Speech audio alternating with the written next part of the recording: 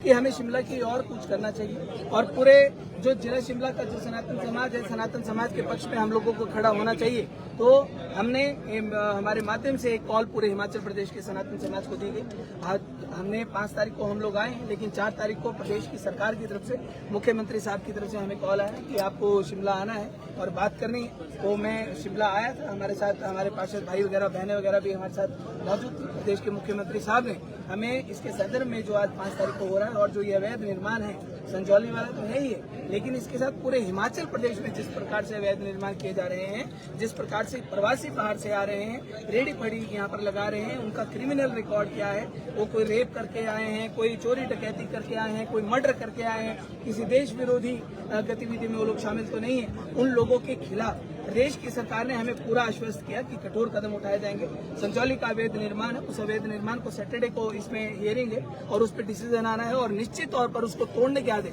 भाई अनिरुद्ध सिंह जी के माध्यम से जो सदन में आवाज उठाई गई पूरे प्रखरता के साथ, उसमें भी ये बात की गई कि ये जो सैटरडे में जो डिसीजन आएगा,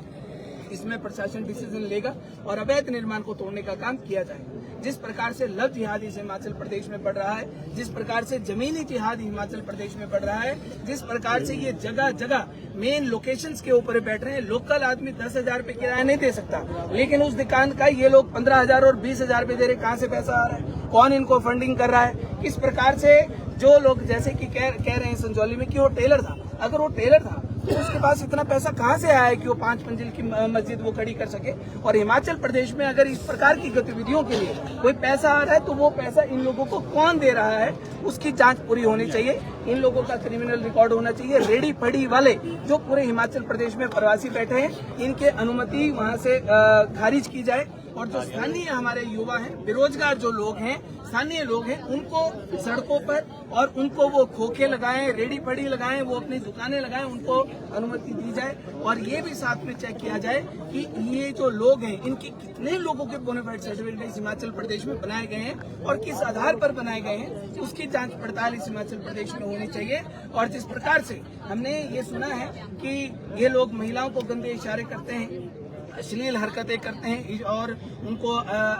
अश्लील कमेंट्स करते हैं, तो हमने ये संकल्प आज यहाँ से लिया कि जो इस प्रकार की इनकी गुंडागर्दी है उसके ऊपर विराम लगाने का काम इस हिमाचल प्रदेश में किया जाएगा। दूसरी बात कि हमने जिस प्रकार से हिमाचल प्रदेश में भगवानों का मजाक बनाया जाता है, चाहे राधा रानी है, चाहे कृष्ण जी है, चाहे भोलेनाथ है, चाहे कोई भी भगवान है, कहीं किसी मुख्य अतिथि के आगमन पर किसी कार्यक्रम में भगवानों को नचनिया की तरह सड़कों के ऊपर जो नचाया जाता है, जो इस प्रकार की गतिविधि में शामिल होगा, हड्डियां तोड़ अभियान इस हिमाचल प्रदेश में सनातन समाज के माध्यम से शुरू किया जाएगा। और जो हिंदू समाज इस हिमाचल प्रदेश में है, जो 2,000 के लालच में, 1,000 के लालच में, 3,000 के लालच में जो अपनी दुकानें बाहर के लोगों को देते हैं, अपने घर बाहर के लोगों को देते हैं, प्रवासियों को देते हैं, जो अपनी जमीनें देते हैं, साथ अगर आप पैसे के लालच में अगर दूसरे प्रवासियों को इस प्रदेश का माहौल खराब करने वाले, हमारी माताओं बहनों का धर्मांतरण कराने वाले, लव जिहाद करने वाले लोगों को अगर आप पैसे के लालच में अपना मकान या अपनी जमीन दे रहे हैं, तो साहब ये हिंदू समाज आपका बहिष्कार करेगा, नंबर 1 पर करेगा और पूरी बुलंदी के साथ इस हिमाचल प्रदेश में करेगा। आज अभी भाई अनिरुद्ध सिंह जी यहाँ पर आएंगे और जो कल उन्होंने सदन में पूरी मजबूती के साथ बात की है, 14 साल हो गए सर, 14 साल में किसी भी नेता ने, किसी भी सरकार ने इस मजबूती के साथ सदन के अंदर बात नहीं करी। हम सैल्यूट करते हैं ऐसे मंत्री को और हम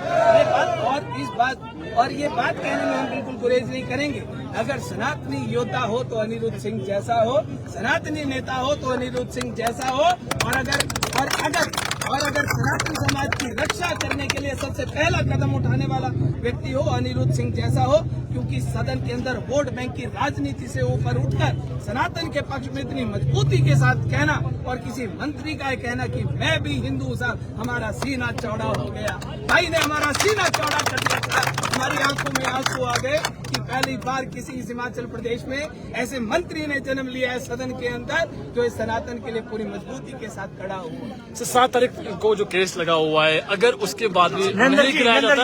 अवैध जो आप बोल रहे हैं 2 मंजिला अवैध है, अगर नहीं गिराया तो फिर अगला कदम क्या रहेगा? साहब देखिए, जो अवैध निर्माण को लेकर जो बात, ये शिमला के लोग बैठे, हम तो ये सेनापति हैं, हम सैनिक, ये जो भी निर्णय लेंगे ये बोलेंगे कि सरकार ने नहीं बोला, सरकार ने सरकार निर्णय नहीं लेगी, हम लोग ये जो बोलेंगे ये पूरे हिमाचल प्रदेश को आह्वान करेंगे ये लोग कि भाई शिमला की ओर कूच करो। पूरे हिमाचल प्रदेश का सनातन समाज कूच करेगा। जो ये बोलेंगे तोड़ना है तोड़ देंगे, मिटाना है मिटा देंगे, हटाना है हटा देंगे, जो भी ये लोग बोलेंगे वो हम करेंगे। नरेंद्र जी घटना